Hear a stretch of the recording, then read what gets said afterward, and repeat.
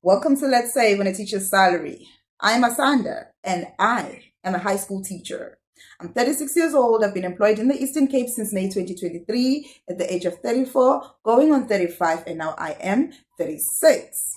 So I just want to first say Happy New Year. I hope that you got into the year with renewed spirits. And no matter what happens along the lines, you keep it moving.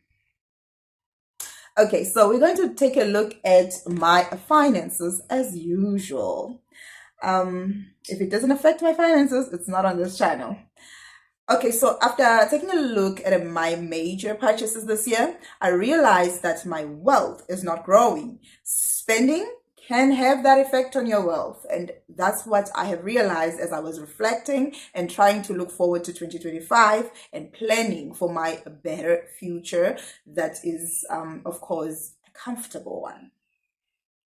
So what I did was I then went back and I said, okay, how long have I been working? How much have I earned? And what were the things that took a chunk of my money? Now, I've been working since May 2023. From May 2023 to May 2024, that is 12 months. And then from June 2024 to December 2024, that is another 7 months. So I've been working a total of 19 months. My income after tax is 21,000 Rand. We're just going to round down. And if you multiply that by 19, that means the government has actually paid me from month to month for the 19 months, 399,000. Now, that does not include my extra classes. It does not include the money that I made in the 2 years that I went to marking. But I am going to add bonus. Okay, so in 2024, I received a full bonus. It was 21,000. I think it was more than 21,000, but we're just going to go with 21,000. And then, of course, in 2023, I did receive a bonus, but it was not a full bonus because when my birthday came, I had not worked for a full year. I did receive 5,000 Rand. I actually checked that one. I don't know why I didn't check 2024. Okay, so that brings the total of the income, my main income, to 425,000 Rand for the past 19 months. That means the government has actually sent that money to my account within 19 months. Can we take a moment? Can we just take a moment to say 425,000 Rand has come through my account? Okay, so what did I do with this money? So we're not gonna look at the petty, small, and things. We're going to look at the things that add up, but are big items. So number one, a chunk of this money went to my emergency fund, which means I have not spent it. So how much did I deposit into my emergency fund? Now I say I have 200,000 Rand in my deposit in my emergency fund. Today we're going to detail it a little bit. I did not deposit 200,000 into my emergency fund. I actually put in 190,000, and the other 10,000 Rand came from the interest that was building up in the accounts as I was putting the money in. So by the time I reached 200,000 Rand, I had been boosted up by interest as well. So a majority of my emergency fund is sitting in a money market account that I opened where you needed 100,000 Rand to open the account. So I have a chunk of it in that account.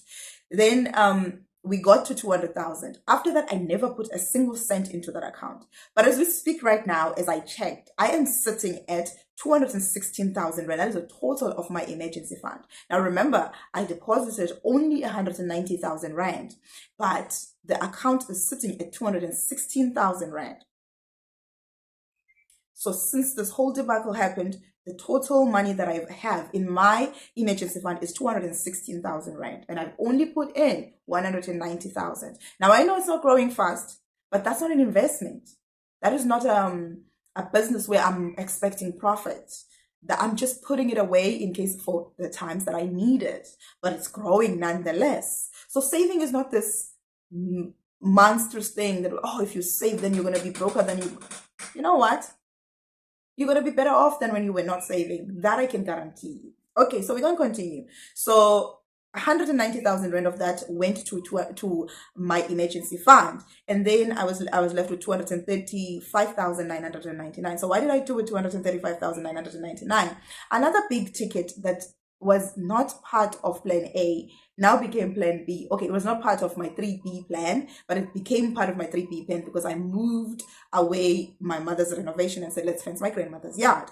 In total, I ended up spending 45,000 Rand. On top of that, I then bought my grandmother a D5 fridge that was 6,000 Rand. When I bought that fridge, my mom was like, you're doing too much. And I was like, she's my grandmother. Okay.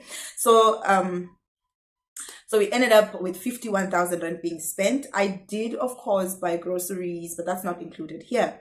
And then that we go down to 184,999 Rand. Then, of course, if you remember, every single month, I sent 1,000 Rand to my mother. So 1,000 Rand times 19, that is 19,000. Plus the month where I had a 20,000 Rand, a full bonus. Then I gave her 1,000 Rand more, which means in total, I've given her now 20,000 Rand from this money. Remember, I did give her more money when I did get money from Marking Center, but we're not counting Marking Center money here. So I won't count it when I give the one I give to her. So 20,000 Rand since this whole 19 months began. And that brings us to 164,999. Now, I do give myself an allowance. I then go and spend that money on my living expenses. That is 5,000 Rand. So 5,000 Rand times 14, not 19, because remember, I wasn't earning a salary, even though I back paid my mother. But for me, I didn't give myself those 5,000 Rand from every single month that I was not getting paid. So for me, it's 14 months. And that totaled up to 70,000 Rand. And then we go to a balance of 94,999 Rand. Then I did that clothes shopping. Remember that clothes shopping? That was the only clothes shopping. That was a big ticket. I spent around 7,000 Rand. And I think I'm only counting the ones that include customs, because if I added other things, they like the Truworths clothes and everything, it will go up, but I'm not going to include that. We're only going to do big ticket. Okay, so 7,000, and then that brings us to 87,999. All right, so I did then borrow people money, but I did get it back. The only amount I haven't gotten back is 10,000. So if you cut 10,000, we're now sitting at 77,999. So if I properly track my spending, I can find out where every cent went almost, but I'm not going to do that. So I don't know what I did with the 79,999, and I'm not going to check.